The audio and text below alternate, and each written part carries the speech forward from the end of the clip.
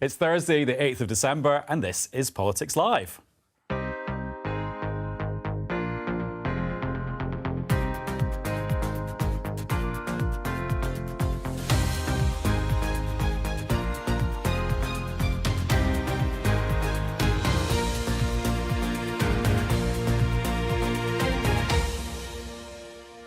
Joining me today, Conservative MP Robin Walker, Labour peer and Shadow Minister Jenny Chapman, former First Minister of Northern Ireland Arlene Foster, and columnist George Monbiot. So, what's going on today? If the union leaders to continue to be unreasonable, then it is my duty to take action to protect the lives and livelihoods of the British public. Workers are angry, the public's frustrated, the government says it's had enough. But are tougher laws the right way to get people back to work? The first new coal mine for 30 years in Whitehaven in Cumbria gets the go-ahead from the government. Climate campaigners do not dig it, but some local people really do. Well, I think you just have to look up and down King Street to see that needs a bit of investment, doesn't it? All the empty shops, and it used to be a really thriving place. Meanwhile, a blood-curdling warning about the threat to nature from the boss of the UN. Humanity has become a weapon of mass extinction. We are treating nature like a toilet. And is this zinger the conclusive proof that Keir Starmer is much more ruthless than you first thought? His backbenchers threatened him. And as always, the blancmange Prime Minister wobbled.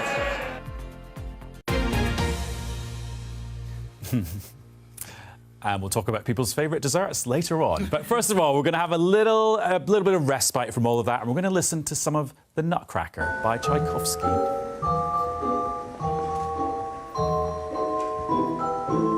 No, that's not because our regular teacher, Joe Coburn, is off and I'm the supply teacher and we're watching a video today. It's because the Ukrainian culture minister has written a piece in The Guardian where he says that arts institutions in Ukraine's allies should pause performances by Russian composers like Tchaikovsky.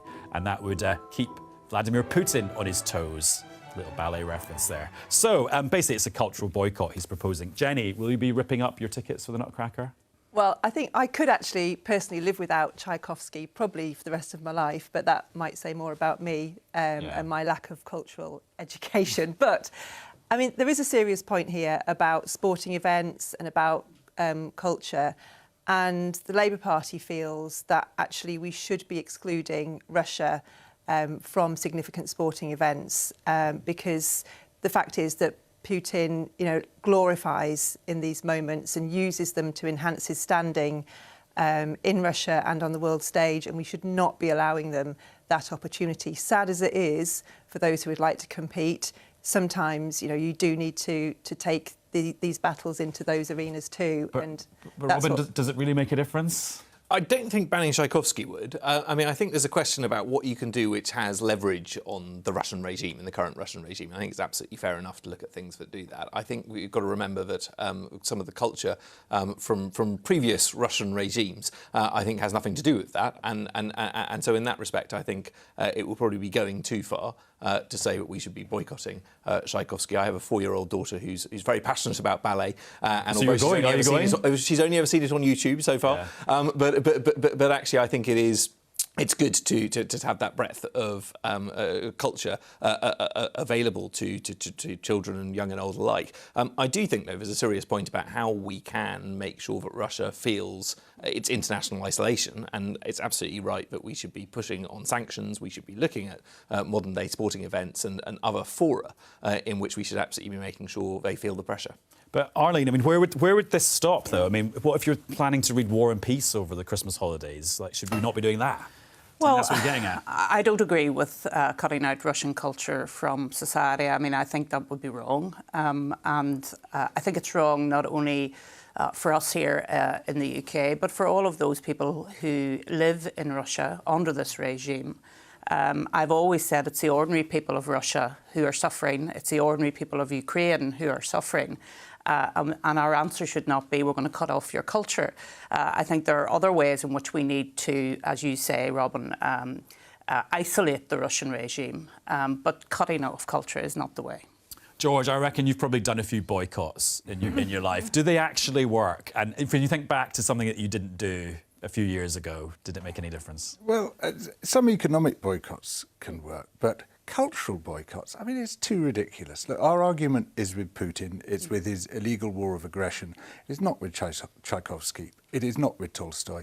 And you demean and devalue the crucial cause of Ukrainian sovereignty by spreading the net in this way. I mean, it always gets ridiculous. You know, you think of the renaming of German shepherds as Alsatians in the First World War, or in the Second World War in the US, they started calling sauerkraut liberty cabbage, and check this, German measles, liberty measles. Yeah. Whoa, I got liberty measles, hooray! Yeah. I mean, we've all been seeing kind of the funny side of this, and I'm as much to blame for that too. But there is a serious point, which is that the Ukrainian culture minister is making, is that Putin is trying to erase Ukrainian culture in Russia. So actually, this is a battlefield now. It's not just jokes about really. But you don't go lower then. If somebody is going low and attacking your culture, you don't say, well, in retaliation, I'm going to cut off your culture. I think that is the wrong way to go, and we should be bigger than that. But there are other ways in which we can isolate Putin, and we should be certainly looking at that. And we should still be talking about the war in Ukraine, because sometimes I think people get a bit frustrated and fed up listening about the war in Ukraine. The fact is, it's still going on. And it needs to be at the forefront of everybody's minds, particularly at this time of the year when it's so very cold. Yeah, I feel I should maybe look at some Ukrainian ballets on YouTube. Maybe your daughter can send me some links. Right, OK, let's look at the front pages of today's papers, and they're all dominated by the strikes, because it looks like there will be at least one strike in a sector of the economy every day until Christmas. Let's see how the papers have been treating this. First of all, we can look at the Daily Mail. They're saying it's beginning to look a lot like an Xmas general strike. In other words, all these strikes are kind of merging into one. The Times is focusing on a new strike that we heard about last night, which is border force staff at Britain's airports who are not going to go to work around about Christmas, which could affect people who are trying to get away on a break or going to see their families.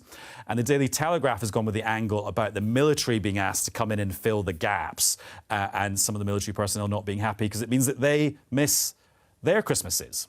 But then The Sun, their political editor Harry Cole, has zoomed in on the government response with this headline saying PM will ban ambulance drivers and firefighters from striking under, quote, tough new laws. That's a reference to this idea that's been around for a while, that you could put in law kind of minimum levels of service that have to be provided, and people on strike would not be able to go below that level. And it looks like the government is thinking about extending that to some other places. Previously, they'd only talked about doing that in the transport sector. Now, Robin, there are so many strikes. The list is actually quite extraordinary when you see it all written down in one place. The idea of legislating for minimum levels of service, isn't that kind of like reinforcing the stable door after all the horses have bolted? Well, I think, first of all, no one wants to see these strikes go ahead. I think it's important that there are negotiations and there are attempts to reach agreement on these things.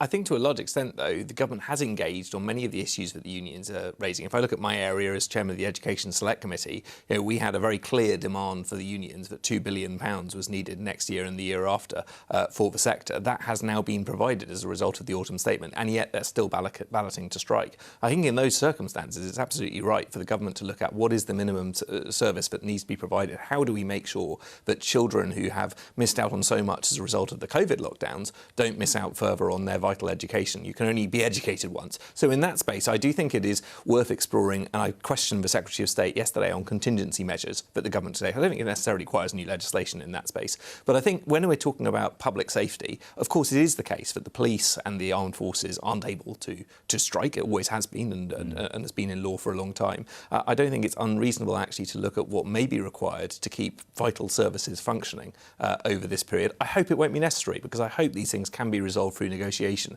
And I would always urge colleagues in government to engage first and seek to avoid strikes. You bring up the teachers. Teachers in Scotland are on strike today. You mentioned the ballot for teachers elsewhere. Do you think when the government's looking at this idea of legislation for minimum service levels, schools should be in there too? It shouldn't just be transport, ambulances, firefighters? firefighters? Well, I think we need to look at how we keep schools open. I think it's absolutely vital. It's something my predecessor as chair of the Select Committee sort of wanted to make sure that there were tougher laws against schools ever being closed again after the lessons of what we saw during COVID. I think he had a very good point in that. And even having been on the receiving end of it as a minister, I felt he had a fair point. Just to be clear, you would advise ministers consider... I don't think legislation is necessarily the solution to this. I think proper contingency planning, working with schools to make sure that they can have the core staff in place to enable children to be able to continue to come in is probably sufficient in that space. But of course, what we do need to make sure is recognise what are vital public services and how can we keep them going. OK. George?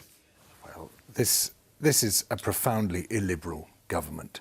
It's already introduced the most repressive anti-protest laws of the modern era, and now it wants severely to curtail the right to strike. Yeah, there are always two sides in an industrial dispute, and one side has been winning its class war for years and years now, and that is the bosses, capital, the big corporations, and indeed the government, crushing public services and crushing terms and conditions for workers within public services. And if you want to resolve industrial action, and if you want to ensure that people don't go on strike, you give them decent wages and decent terms and conditions. And what we've seen is this government seeming quite deliberately to be stoking industrial action, as we've seen with the railways. It introduced the idea of driver-only trains at the last minute, almost as if it were trying to spike any resolution of that action. It thrives on chaos, it thrives on dysfunction, it wants to be seen performatively to be beating up its class enemies. And while that might play well with some of its base and some of its right-wing backbenchers, it's a disaster for the country. Robin, how do you reply to that claim? I simply don't recognise that picture. If we look at public sector workers, they tend to be better paid than their equivalents in the private sector. We have terms and conditions which are negotiated with the unions. I was talking only yesterday to representatives of the National Education Union about the wellbeing strategy which the Department of Education have put in place in consultation with them. So Robin, I think that's a very misleading picture that's being painted, particularly when it comes to how do you explain services. The Transport Secretary's refusal to answer the question of whether they deliberately introduced this issue of driver-only trains in order to derail, so to speak, driver-only trains have been something which has been in technology over a very long period of time. They came into place on the DLR under the last Labour government. So why was it thrown in at the last moment? I don't think it was. I think this is something which has been a very long time coming in the transport sector. I think in that case you're talking about something which is entirely different, in that you're talking about workers who are working for private sector companies who are negotiating with their employers. They derailed the negotiations which would have brought this industrial action to an end. I'm not cited on that detail, but what I would say is that I think government needs to negotiate. Right, you two are helping the programme's timetable slipping. So, Jenny, if these minimum service levels are legislated for, would the Labour government unwrap them on the first day in office? But they're not going to do anything to help this situation. The government's incompetent. It has deliberately caused this problem. Knowingly, over the summer, the then Transport Secretary decided... Well, no, the negotiations are between the train companies and the staff. He decided it was really good politics for the Tory party to make this situation worse. He deliberately went out and aggravated it to get to where we are now. Now we've got to where we are. The new Transport Secretary admitted yesterday morning that actually this legislation isn't going to do anything to solve the problems that we're facing now, that are causing massive disruption and heartache for a lot of families who really wanted to be together this Christmas. So that's a critique of the government and the current situation. The situation is you've got to negotiate. It's wrong that the Health Secretary didn't sit down with the nurses' unions on day one and say, where do we go from here? You know, the strikes are a symptom of something that's been going very badly wrong for many, many years. And this most recent incarnation of the Tory party is probably the most incompetent and provocative we've had, and they have made it worse. You are never going to get Robin is obviously shaking his head at that. Robin's had a lot to say, but actually, I think in his heart of hearts, Robin knows this government is not functioning and is making this worse. And we're not going to get any solution to this by this kind of grandstanding, we're going to pass a law. Have you not noticed the shortages that there already are in the health service? the low numbers of people coming in to become teachers. You know, what is going to happen if you put these kind of draconian rules in place? You're going to make that worse as well. The services are going to suffer. And in the end, it'll be kids and people who need treatment in our hospitals that pay the price for this. So Labour have said they would repeal some previous trade union legislation introduced by the government, but you're not saying what you would do with this minimum. It doesn't work. Right. You know, you remember that under a Labour government for 13 years, we didn't have these strikes. It just didn't happen. Because we didn't have inflation at 11%. No, but inflation at 11% is not caused by postmen getting a pay rise, is it? You know, we didn't have this. And the reason we didn't, and it's not that there weren't problems, it's not that those trade unions thought that the Blair government was great at every step of the way. Believe me, they did not. There were issues. But they've talked about it. There was negotiation. You had a government that saw it as its job to keep these services going and to keep the schools open and to keep people getting treated in the hospitals. What we saw the last time we saw these kinds of inflationary pressures in the 1970s is a Conservative government that had difficulties with strikes, and then a Labour government that had much greater difficulties with strikes. Sake. So people need to realise that the kind of pressures that we're seeing would not necessarily go away, vanish magically overnight under a Labour government. In many respects, they might intensify. But so it is important that government has the tools at its disposal to keep public services running. You know that. I know you know this.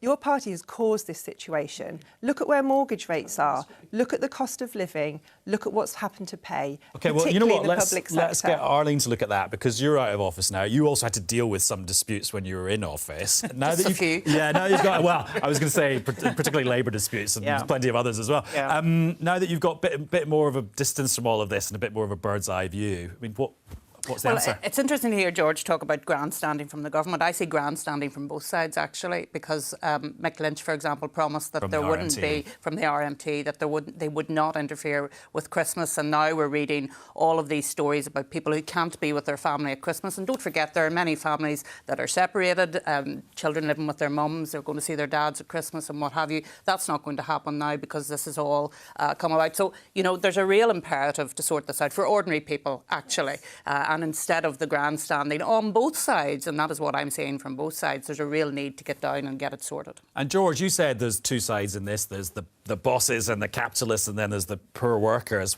Isn't there a third side, which is actually the people that need to fly off to see their family or get the train to work? Don't they have rights to do that too? Well, they do. We've all got rights to good services, but our public services have been undermined systematically now for a very long time, well, for 12 years to be precise, and they are suffering grievously, and the workers are suffering on those services, customers... People aren't suffering a bad train service because of cuts. They're suffering a bad train service because the trains aren't running because of the strike. No, actually, people are suffering a bad train service. In addition to that, yes. then, OK. And part of what the strike is about the terms and conditions which affect both the workers and the customers on the train services, where, you know, we have this privatised service, money is being sucked out of it, we're not seeing the investment we need to be seeing, we're seeing terms and conditions for workers cut at the same time as terms and conditions for customers are cut. But I do think there's a need for reform in all institutions, and I think that's part of the difficulty here. When you have some unions who are saying, no, we're not going to have any reform,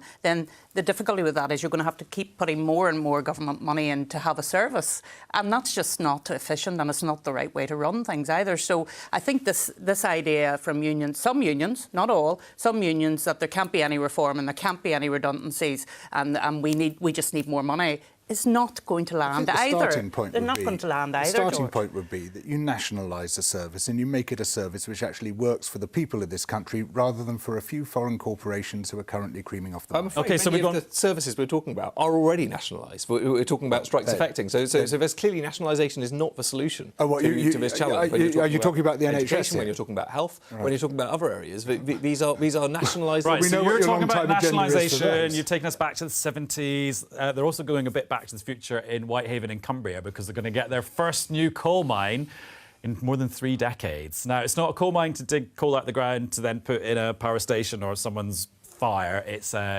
what's called coking coal, so it's to use in the metals industry. And it's been incredibly controversial because Michael Gove finally approved it last night as the Levelling Up Secretary. He's kind of like the final bit of the planning process, and this decision had been delayed loads and loads and loads of times. You can see it's made the front page of The Guardian. The way they described it is that's Michael Gove ignoring climate warnings to approve this first coal mine in 30 years. George, what do you reckon?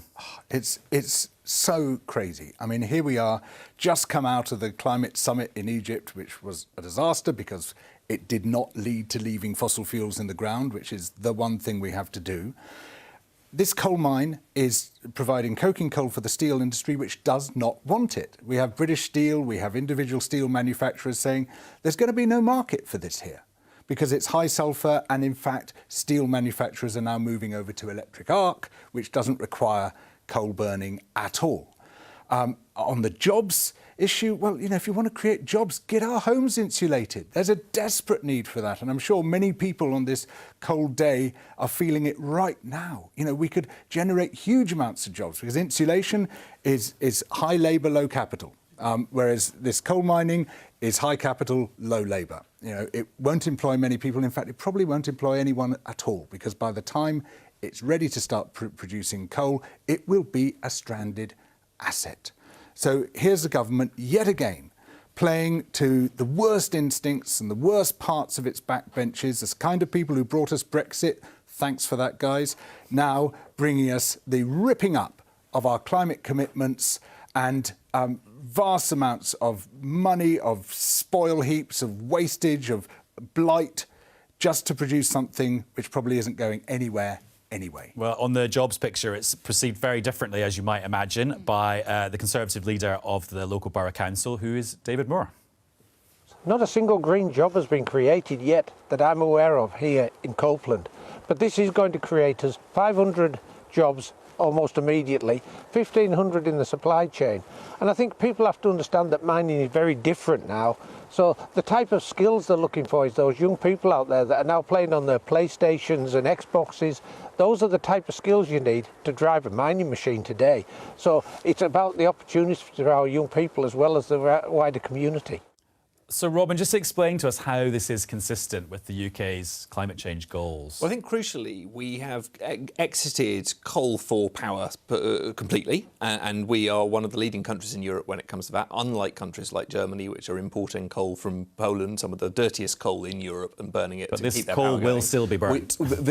This coal will be used as part of the steelmaking process, and the alternative to that, and I agree with George, but in the long run, we want all our steelmaking process to move towards arc furnaces or possibly the use of hydrogen as well. I think there are ways of doing this in the future. But in the short term, the alternative to that is importing coal from the other side of the world, bringing it in from other countries, which will mean shipping it at enormous environmental cost as well as financial cost, 85% and of this coal is going to be for export. making our steel industry fundamentally less competitive. If we do that, we will be importing the steel from China. We will be importing it from third countries, which has an enormous environmental footprint. So this is net zero. This coal is net zero because we're going to send it to other countries to burn. No, this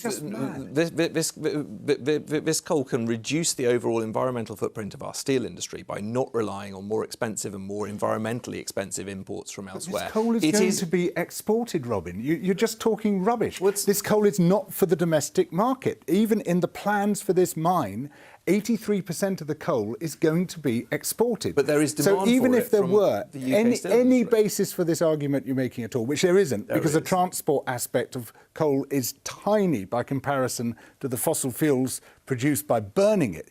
Even if there were, it is still false because this coal is for export. Why are you telling us this rubbish? The coal will be burnt whether or not we produce it or whether other countries produce it. What it means is that the European market can actually rely on this rather than shipping the stuff from around the world. Well, no one in Europe wants it either. It's too high sulphur for Europe. You can't sell it in Europe. It's going to go outside of Europe. And the reality of the approach which is being suggested by people like George is that it will result in more steel being imported from higher polluting countries on the far side of the world. I don't think that's the solution. I think we need to maintain our domestic steel industry, and we absolutely need to incentivise it to move towards greener technologies over time. But in the meantime, I do think this is a sensible. It's getting very, very violent imagery there. Jenny, would a Labour government, you can see the theme to my questions to you, yes, thank you very much. Shut down this coal mine? I don't think the coal mine will be up and running and viable by the time of the next general election. I don't think anybody is claiming that. If I thought, I come from the northeast of England, all right, so communities around me, it's steel,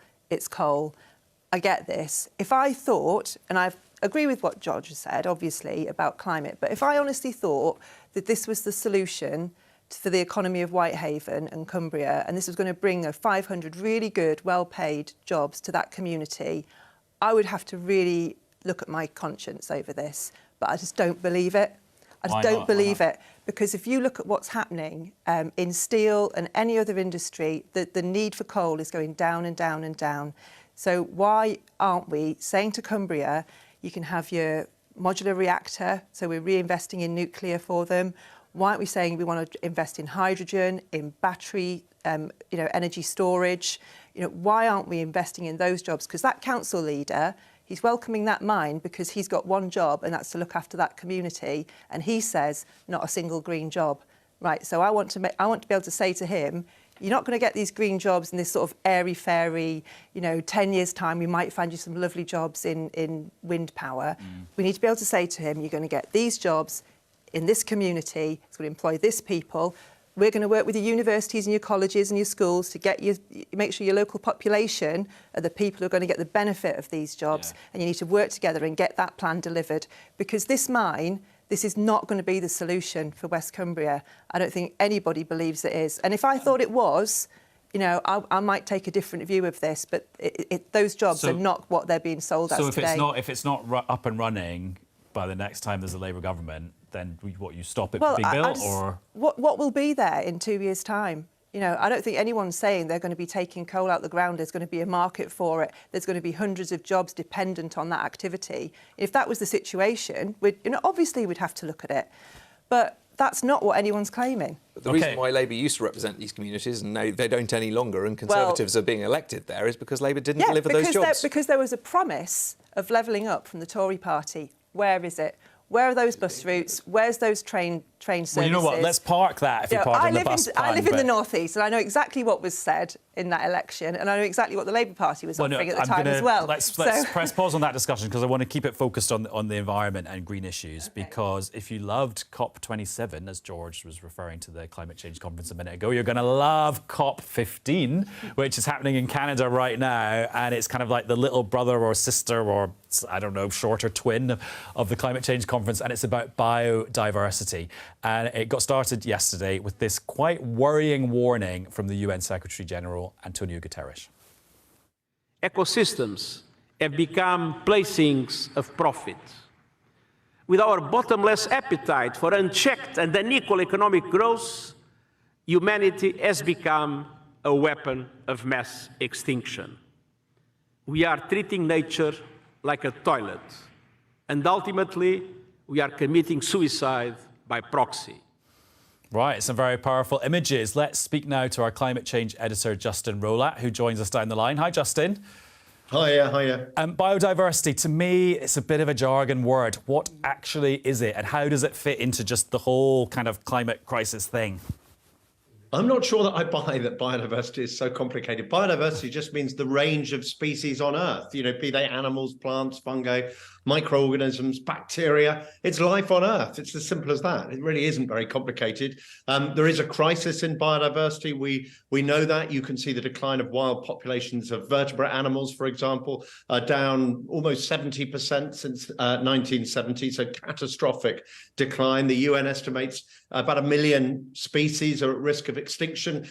Scientists look at the pattern of extinction and say this is comparable, if not even faster, than some of the great extinction events that happened in our distant evolutionary past, some of which saw 90% of all species on Earth being wiped out. So the fear is we'll face another, like if climate change wasn't worrying enough, we face another terrible crisis on Earth, which is a crisis of biodiversity. Why is it important? Because the variety of species on Earth, the web of life, if you like, supports everything on Earth. All life on Earth is supported by other life on Earth. We lose that. We lose everything. We lose the clean air, clean water. We lose, what it is to have a living Earth. So it could not be more important. It really couldn't. Justin, thank you very much for telling me off. I'm going to compliment your very on-brand green kitchen tiles in return. We haven't got the central... I just want to explain. I'm wearing a fleece because we haven't turned our heating on. In true, living the story, fashion, we still haven't got our heating on, so it's a little bit chilly in our house. Very Newsnight circa 2008. In terms of trade-offs and action that's required, I mean, what should we as citizens be doing less of or more of to help solve the biodiversity crisis?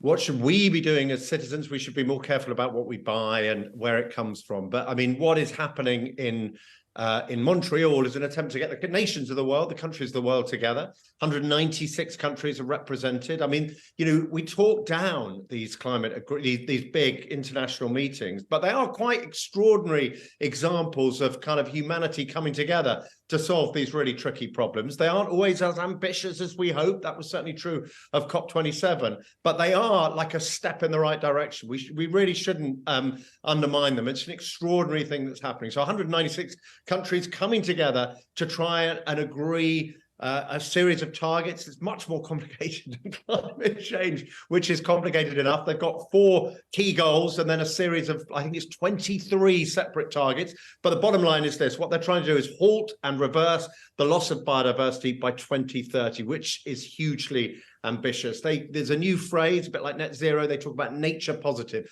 halting the loss and beginning the reversal of the loss of biodiversity. So that's the buzzword, nature positive. We want the world to be nature positive. How are they going to do that? Well, they're talking about protected areas, so increasing 30% of land and sea protected by 2030. Very ambitious, but some optimism that will be achieved. And then there'll be targets to prevent extinctions, to support wildlife populations around the world, restore habitat, that kind of thing. And they're all an effort to kind of cut subsidies that are damaging for nature, tackle drivers of biodiversity loss like deforestation and pollution. You get the impression, I could go on. Yes. And then there'll be a big resource, a big finance discussion, which there always is.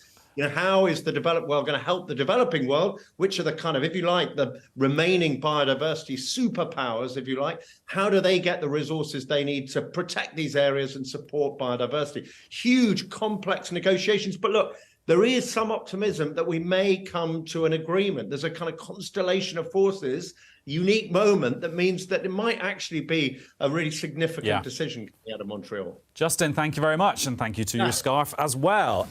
Arlene, I mean, as a politician, you can probably get people to care about green jobs. It must be quite hard to get people to care about plants and animals in countries they might never go to. Well, you know what, I'm going to agree with you and not agree with Justin. I think biodiversity is a word that's not really understood by children, by young people, the importance of it, the need to have biodiversity in nature. And therefore, I think we do need to break down some of our language sometimes, because we're talking here in a studio, we know what biodiversity is, but it's about time that we try to help other people understand that. And for me, it's about getting out into nature to understanding why it's important to have all of those different species, and indeed planting more trees. So if I can go back to something which I really think was a fabulous initiative, the Queen's Green Canopy, encouraging people to plant more trees. So it's local actions for me in biodiversity. That's what's important. And I think organisations and leadership that was given by the royal family, and indeed by uniformed organisations like the Guides and Scouts, getting out into nature, getting into understanding it is really, really important. Yeah, George, I mean, we love the natural world in this country, but have you been able to link that to a challenge called biodiversity loss? There's a real disconnect, a real failure. I mean, if you look at National Trust, RSPB, Wildlife Trust, they've got 8 million members between them, and yet this is one of the most nature-depleted countries on Earth. On paper, we've got 28% of our land protected, but a scientific study shows that only 5% of it reaches the international standard of protected areas. At sea, you've got these vast marine protected areas, but they're just lines on a map, and trawlers can go straight through and rip them all apart. And so we like to tell ourselves that we're a nation of nature lovers, and we like to tick all the boxes, but actually when it comes to it, we are just not protecting our own wildlife and our own ecosystems. And we can't do this by ourselves. It is important to do all the things that Arlene is talking about, but those are really tiny by comparison to what governments can and should be doing. They should be making our protected areas genuine protected areas, rewilding them, restoring nature on a massive scale, which not only would prevent the 6th great extinction, but also draw down much of the carbon dioxide that's already been released into the atmosphere. And we're going to do that, we're going to need to do that as well. Robin, there seems to have been a bit of toing and froing within the government about this idea of farmers conserving the natural world. Is the government doing enough, or have they kind of put all the focus on climate change and ignored this bit? No, I think this is an important priority for the government. I think we have targets in law to reduce nature depletion and start improving the recovery of nature. I think that is an important start. But actually, I don't disagree with George in terms of thinking we can go further, particularly on marine protected zones. I think it's important that we do that. It's important we look at recovering, for instance, peatlands, which both in England and Northern Ireland, there are opportunities to do that, which are huge carbon source. I also think when it comes to farming policy, there's always a difficult balance to strike between incentivising food production and looking at food security, which particularly in the current environment is important, but also in protecting the environment. And I've been lobbying ministers on behalf of my local wildlife trust to talk more about the ELM scheme to make sure that we have an incentive to provide hedgerows, which are a really valuable natural habitat. Ministers are listening, and I hope they are acting. I'm not responsible for policy in that space, but I think it is really important. I think the other part, and where I'd agree with Arlene, is I think biodiversity can seem quite a sort of weird scientific term. Children do understand nature and they want to engage in nature. And one of the great things we've seen in our schools over the last 20 years has been the emergence of the forest schools movement and getting children outside, engaging with that. One of the things I was really pleased to do whilst I was at the Department for Education was approve a new GCSE in natural history. I think that fills a really important gap between that primary school stage and where we have A-level environmental studies and so on and so forth. It allows children to continue to engage with nature, take part in field studies and get a better understanding of biodiversity and the importance of that. So this is an important agenda.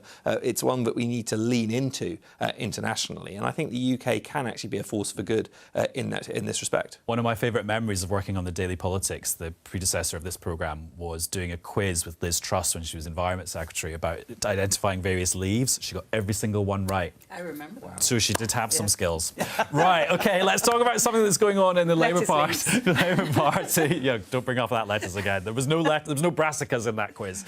Right, is the lettuce a brassica? No, it's not. Yeah, OK, no. thank you. Right, OK.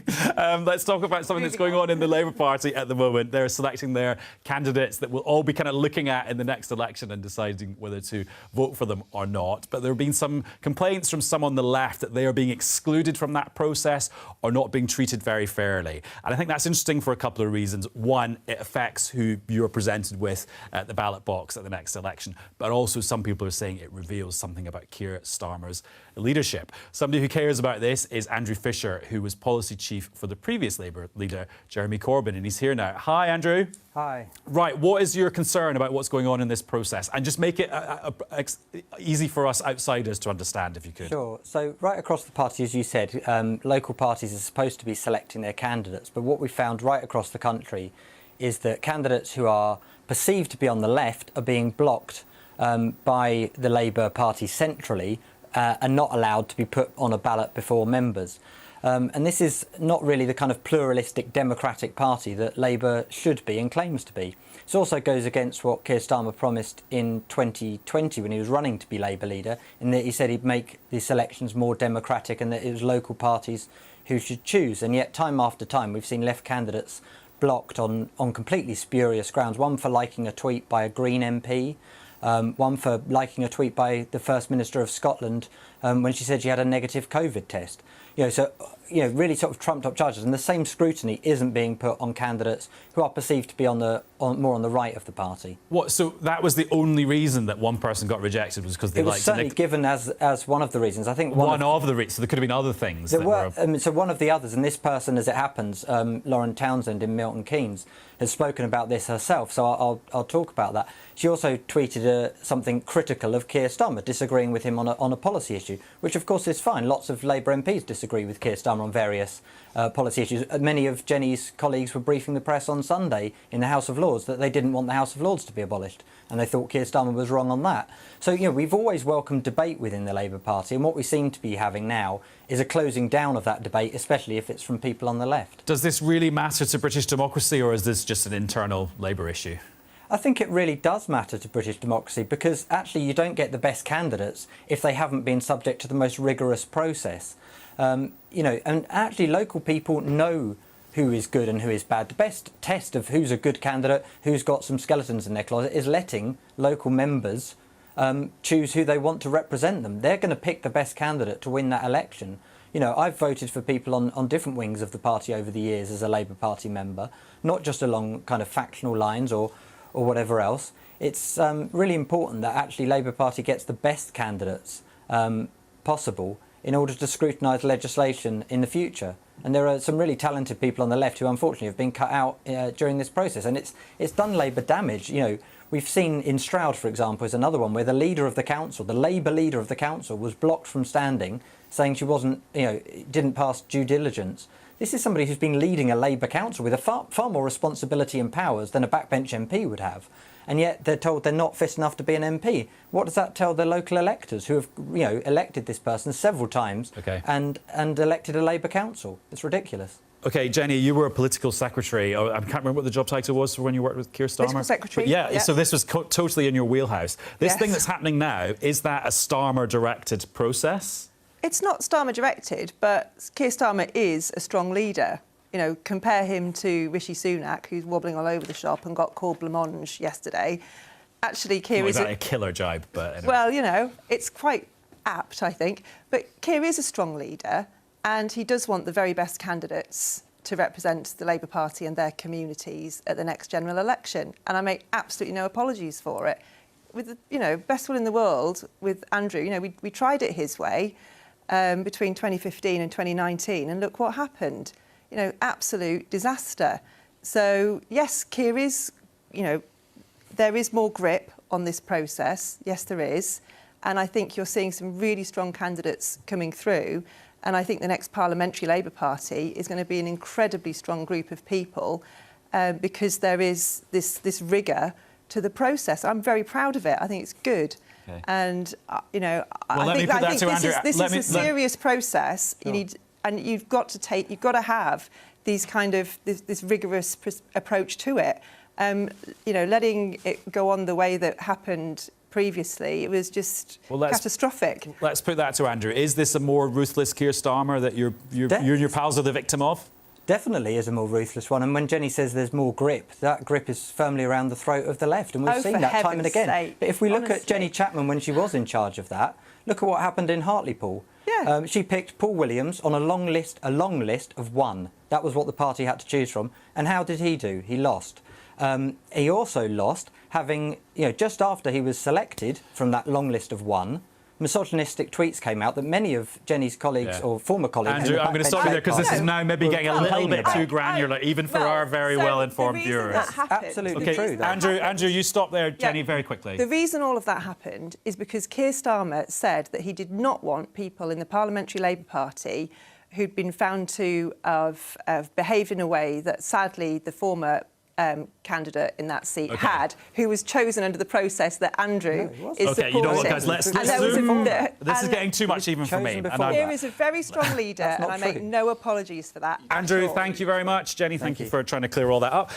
Arlene, what is the right balance between, as a leader, between ruthless and kind of nice? Well, to try to be in the middle. I think it is important. Which the DUP were famous for. Which we are famous for. You're absolutely right. People stop me in the street and say that to me all the time. I think what is important is that local people feel that they have ownership of their representative, and to do that you have to have some local input. There's no doubt about that in terms of selecting people. But you also have to have people who you can go with a slate to the country and say this is going to be, as Jenny hopes to do, this is your new government, this is the next government. And to do that, you have to have trust in them from the leadership down. And so I understand it from both sides, but I do think there has to absolutely be local input into selecting candidates, because that's what's needed. George? Very quickly. Purging people who do not agree with you on every particular does not make you a strong leader. Well, that it makes you a weak leader. Is it a purge or just a selection? No one is saying He's clearly using the most ridiculous pretext to knock people off that list. And that is a sign of weakness, not a sign of strength. No, there is a very lively... Robin, one word answer. Are you more or less scared of Keir Starmer than you were before? Less, and I think the problem is he's not allowing generally strong local candidates to come forward. I don't think this is a question of left or right. I've got in my constituency, I've got two brilliant local Labour councillors, either of whom I would have been seriously worried about being my contestant. Neither of them have been selected. Instead, we got a list of people from London. Got to stop you there. We've run out of time. I'll be back with newscast after question time. See you then. Bye.